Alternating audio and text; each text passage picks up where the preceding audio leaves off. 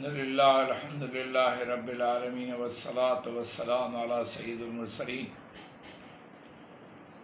خاتم الانبیاء ولا نبی بعدہ وعلی آلہ واصحابہ اجمعین اما بعد فاعوذ باللہ من الشیطان الرجیم بسم اللہ الرحمن الرحیم وَإِذَا مَرَضْتُ فَهُوَ يَشْفِينِ صدق اللہ العظیم وصدق رسول النبی الکریم وَنَحْنُ عَلَى ذَلِكَ لَمِنَ الشَّاهِدِينَ وَالشَّاكِرِينَ وَالْحَمْدُ لِلَّهِ رب العالمین۔ تمام تعریفیں اللہ کی ذات کے لیے جو خالق ہے، مالک ہے، رازق ہے۔ ہزاروں اربوں کھربوں درود و سلام اور سیدنا محمد رسول اللہ صلی اللہ علیہ وسلم کی ذات کے لیے، جن کی پاکیزہ زندگی نے انسانیت کو مشعل راہ دکھایا اور جنت کا راستہ دکھایا، ظلم کے راستے سے ہٹا کے حق اور انصاف کا راستہ دکھایا۔ صلی اللہ علیہ وسلم، صلی اللہ علیہ وسلم، صلی اللہ علیہ وسلم۔ میں حکیم محمد علی بلوچ، آپ کا معالج، انقلابی دواخانہ کراچی سے بات کر رہا ہوں۔ آج ہم بات کریں گے کینسر پہ۔ خصوصی طور پر آج ہمارا لیکچر ہے عورتوں کے بارے میں اور چھاتی کے کینسر کے بارے میں۔ قانون نظریہ مفرد اعضاء کی تشخیص کے مطابق 3 قسم کے کینسر چھاتی میں ہوتے ہیں: اعصابی کینسر، عضلاتی کینسر اور خودی کینسر۔ اعصابی کینسر کے اندر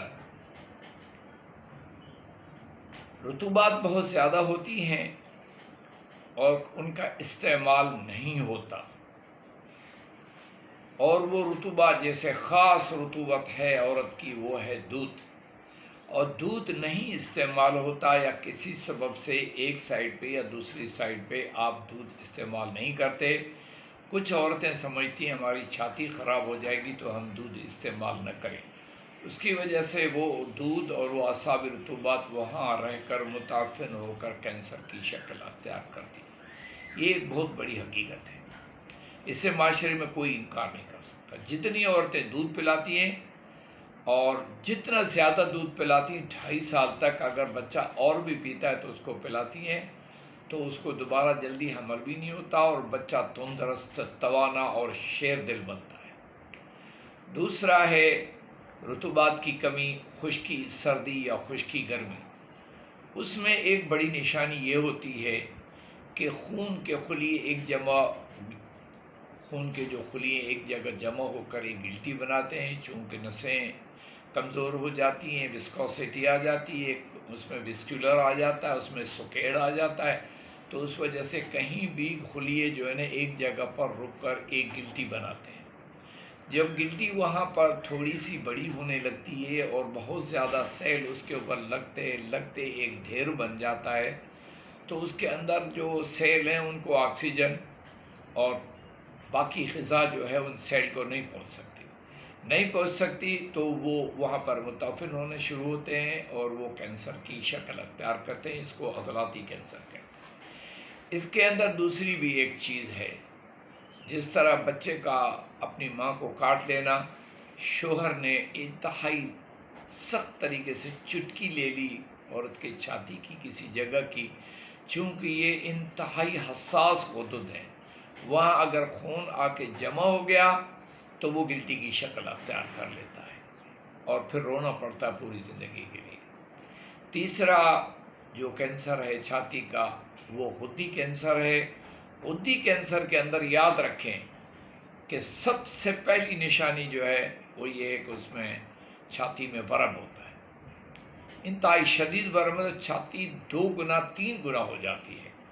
اس ورم کی وجہ سے اور وہ جو صفرا کی زیادتی ہوتی ہے خون میں، اس کی وجہ سے صفراوی مادہ کہیں جمع ہو کر غدی کینسر بنا دیتا ہے۔ سب سے پہلی بات تو یہ ہے کہ اس کینسر سے جوان بچیوں کو، شادی شدہ عورتوں کو کیسے بچا جائے۔ سب سے پہلی بات یہ ہے کہ بچے کو دودھ پلائیں۔ نمبر 2، سادہ تیل کی، جسم گیلا کر کے سادہ تیل کی چھاتی کو مالش کریں اور آہستہ آہستہ مل کر پانی سے روزانہ دھویا کریں۔ یہ بہت بڑا بچاؤ ہے۔ خون چونکہ ہاتھ کے چلانے سے خون ادھر سے ادھر ادھر سے ادھر ہوتا ہے، اس لیے گلٹیاں نہیں بنتی۔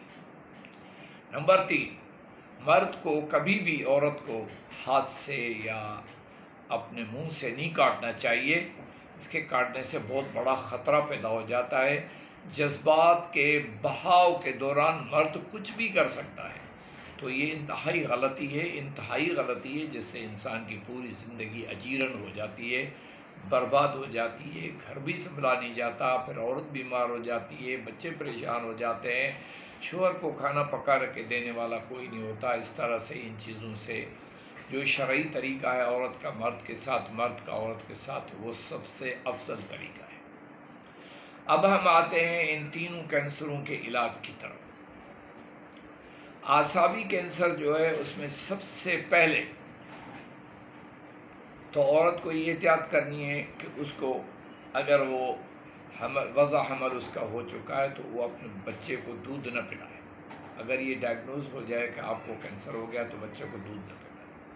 نمبر 2، اس پہ کڑوا تیل دن میں 1 دفعہ، چونکہ وہ تیل جو ہے وہ انتہائی کمال کی چیز ہے، جس کو تارے میرے کا تیل کہتے ہیں، اسو کا تیل کہتے ہیں، کڑوا تیل بھی کہتے ہیں اس کو۔ یہ تیل جو ہے نا چھاتی کو پوری طرح لگائے، اچھی طرح، تھوڑی جلن ہوگی تھوڑی دیر کے لیے، ٹھیک ہو جائے گا معاملہ۔ اگر آپ کو تکلیف ہے، درد ہے، تو کم سے کم 3 دفعہ لگائیں، اور اس کے ساتھ ساتھ آپ کوئی بھی مصفہ خون دوا کھائیں۔ نمبر 2، عضلاتی جو ہے وہ کینسر جو ہے جہاں پر گلٹی بنتی ہے اور گلٹی پھر بڑھتی چلی جاتی ہے، پھر اس میں سب سے بڑی جو غلطی ہے وہ ڈاکٹر کہتے ہیں جی اس کی بائیوپسی کراؤ، لیکن حقیقت یہ ہے کہ آج کل ایسی کمال کی مشینیں آ گئی ہیں جن کے ذریعے بغیر بائیوپسی کے، بغیر کٹ لگانے کے جو ہے نا وہ آپ طے کر سکتے ہیں کہ یہ کینسر ہے یا نہیں۔ اگر کینسر نہیں بھی ہے تو وہ گلٹی کل کینسر بن سکتی ہے، یہ پکی بات ہے، تو اس لیے اس سے احتیاط کرنا۔ اس کو جو ہے نا روزانہ تیل لگائیں اور مصفہ خون دوائیں کھائیں، آہستہ آہستہ وہ گلٹی غائب ہو جائے گی۔ اس میں 3 مسائل ہوتے ہیں۔ ایک مسئلہ یہ ہوتا ہے کہ عورت کو آرام زیادہ کرنا چاہیے، زیادہ مشقت والا کام نہیں کرنا چاہیے، زیادہ پیدل نہیں چلنا چاہیے۔ بارہاڑی میں چونکہ گوٹھوں میں، گاؤں میں، دیہاتوں میں، چک میں، ان جگہوں پہ عورتیں بہت زیادہ کام کرتی ہیں، فصلوں میں بھی کام کرتی ہیں۔ ایسی عورت جس کو یہ چیز ڈائگنوز ہو گئے، جس کی تشخیص ہو جائے، اس کو ذرا آرام کی ضرورت ہے۔ نمبر 2، میں نے آپ بتایا کہ وہ تیل لگائے اور اس پہ ورزش کرے، اس کے بعد مصفہ خون دوا کھائے۔ نمبر 3، جو غدی کینسر ہے اس میں سب سے پہلی بات یہ ہے کہ امرت دھارا ایک دوا ہے جو پوری دنیا اس کو جانتی ہے۔ امرت دھارا 5 تولے اور 5 تولے زیتون کا تیل، اس کو مکس کر کے 1 دن کم سے کم دھوپ میں رکھیں، اس کے اجزاء کلی طور پر تبدیل ہو کر دوا میں تبدیل ہو جائے، تیسری نمبر پہ تبدیل ہو جائے، اور وہ جو ہے وہ اللہ کے فضل سے پھر اس تیل کو جیسے ہی آپ لگائیں گے تو اللہ تبارک تعالیٰ کے حکم سے جو ہے وہ سوجن کم ہوگی۔ جیسے ہی سوجن کم ہوگی تو وہ جو غدی کینسر ہے ریورس ہونا شروع ہو جائے گا اور ٹھیک ہو جائے گا۔ اب اس میں ہم نے 3 احتیاطیں رکھنی ہیں۔ ایک احتیاط یہ کہ آپ کا پیشاب کھل کر آئے، پخانہ کھل کر آئے، کبھی بھی آپ کو قبض نہ ہو، پیشاب کم نہ ہو، پانی زیادہ سے زیادہ پئیں، یہ پہلی احتیاط ہے۔ دوسری احتیاط یہ ہے کہ کوئی بھی کسی بھی قسم کا تیل جو ہے یا گھی جو ہے وہ سالن میں ڈال کے نہ کھائیں، اور گوشت نہ کھائیں کسی قسم کا، سبزیاں کھائیں، یہ باقی چیزیں کھائیں، مغزیات کھائیں، اور باقی جو ہے نا گوشت نہ کھائیں، گوشت اور کسی قسم کا گھی نہ کھائیں۔ نمبر 2، نمبر 3 وہ یہ ہے کہ آپ دوا کو بالترتیب 1 دن کے لیے، 1 آدھے گھنٹے کے لیے بھی دوا کی ترتیب کو نہ چھوڑیں۔ اگر آپ کوئی دوا لے رہی ہیں، مصفہ خون دوا لے رہی ہیں، تو اس کو آپ کنٹینیوس رکھیں اور اپنے وقت پہ لیں۔ دودھ اور پانی کی، غدی کینسر میں دودھ پانی کی کچی جو ہے اس کا بہت بڑا فائدہ ہوتا ہے، فوراً آرام آنا شروع ہوتا ہے، لیکن اس شرط پہ کہ قبض اور پیشاب کی کمی نہ ہو، کہ وہ غدی تاریخ میں پیچش بھی ہو جاتی ہے، انتہائی قبض بھی ہو جاتی ہے، پخانہ کھل کر نہیں آتا، تھوڑا تھوڑا تھوڑا تھوڑا آتا رہتا ہے لیکن کھل کر نہیں آتا، پیٹ نچوڑا جائے اس طرح آپ کو پخانہ آنا چاہیے، اور پیشاب آپ کریں تو مطمئن ہو جائیں کہ پوری طرح مثانہ خالی ہو گیا ہے۔ اللہ تبارک تعالیٰ کے فضل اور کرم سے ہم تینوں قسم کے کینسر کا مکمل علاج کر رہے ہیں۔ یہ اللہ کی توفیق سے سب کچھ ہو رہا ہے، جیسے میں نے قرآن کریم کی ایک چھوٹی سی عبارت پڑھی، وَإِذَا مَرَضْتُ فَهُوَ يَشْفِينِ۔ کامل شفا تو اللہ کے ہاتھ میں، لیکن یہ اللہ کا فضل ہے کہ اللہ نے ہمیں اپنے فضل سے ودیعت کی ہے کہ ہم اس کا مکمل علاج کر رہے ہیں۔ اللہ تبارک تعالیٰ سے دعا کرتا ہوں کہ اللہ ہماری بچیوں کو، مردوں کو، بچوں کو، بوڑھوں کو کینسر کے کلی مرض سے بچائے اور ہمیں اور آپ کو اپنی عافیت میں رکھے۔